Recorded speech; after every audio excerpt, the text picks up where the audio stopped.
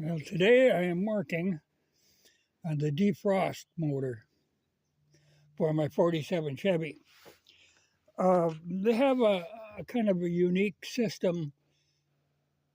The heater and the defroster are two separate units altogether. And the main heater is under the front seat on the passenger side, and it's designed so that it blows heat. There's like a ducting arrangement, so it blows to the rear and to the front from under the seat. So it's a good system because a lot of cars you don't get any heat in the back. This way you get heat in the back. But the motor was bad on that. This is that motor. And since it's mounted under the seat, it actually is under the floorboards. The motor has to come out from inside. And this one was shot. But I was able to modify one. I've got a few new 6-volt motors laying around, and I found one I could make work in there, though the shaft size on the new one was bigger, so I had to drill it out.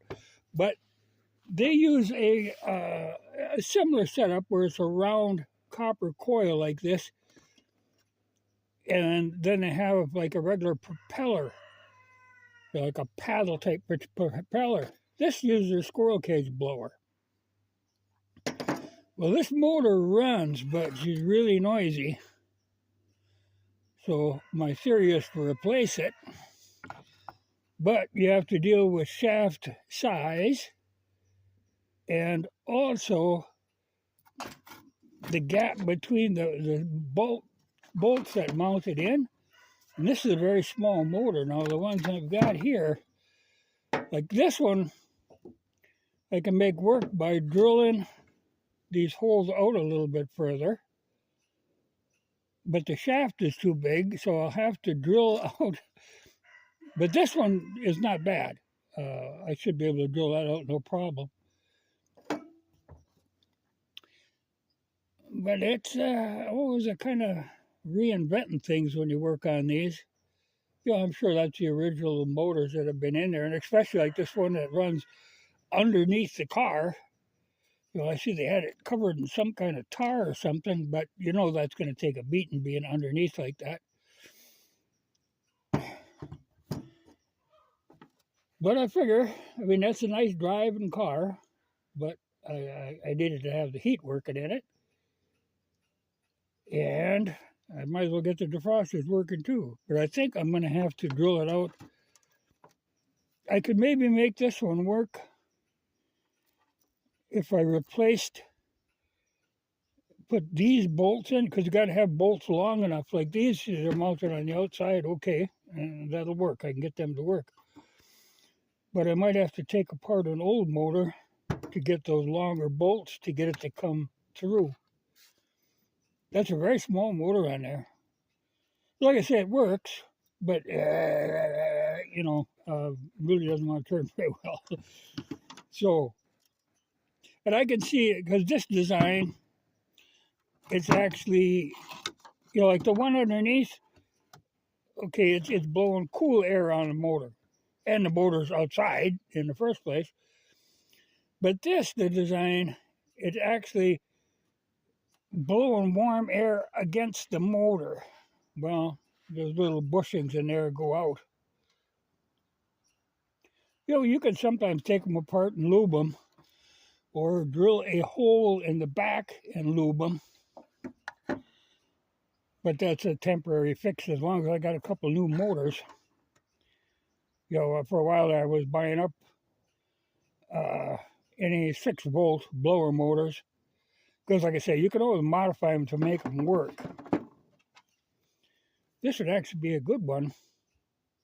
See, the problem with the one underneath, this motor for the heater runs counterclockwise, and I had to find a motor that I could actually wire up to run counterclockwise, and that particular one did. So it must have been designed for that kind of an application, but like I say, the hub was the wrong size. But it's you got to rebuild these things. And I'll see, I'm really tempted to go with this motor though. But there again, I better check rotation because you don't want it sucking through your defroster.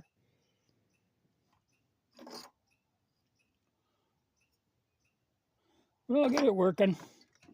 Worst thing would be is if you ever had one of these that the coil started leaking on, it ain't like you're going to go and buy a new one. But they're copper. As long as you don't bang them around, they should hold. The one underneath the seat, my God, that's a foot across. You know, it's a really big one. But like I said, that's the main heater. It's going to heat the whole car. But it makes sense. I mean, it blows it from under the seat all over the floor compartment. So I like that. That's a good design for a heater. But it ain't like you can just go and buy a new exact replacement. Well, in the first place, these things didn't come from the factory with a heater. You know, a heater was an option. So, you know, you could buy, like, sometimes you had those big square box type ones, like my M37 has, when it's mounted under the dash that does your heating and defrosting. But this, they have it separate, which is a good system and easy to work on. 2 bolts and it pops right out.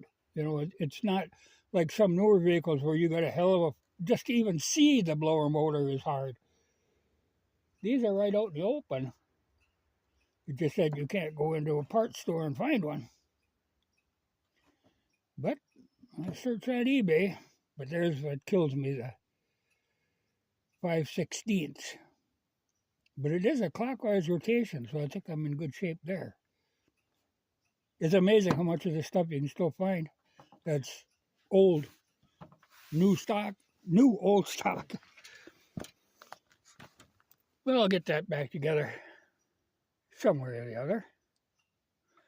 Makes me a little nervous, you know, like to take this blower part, this snail thing apart. It uses these little metal deals that are crimped over. Well, they're good for about 1 crimp. You screw it up, and you're going to be welding or running sheet metal screws in it.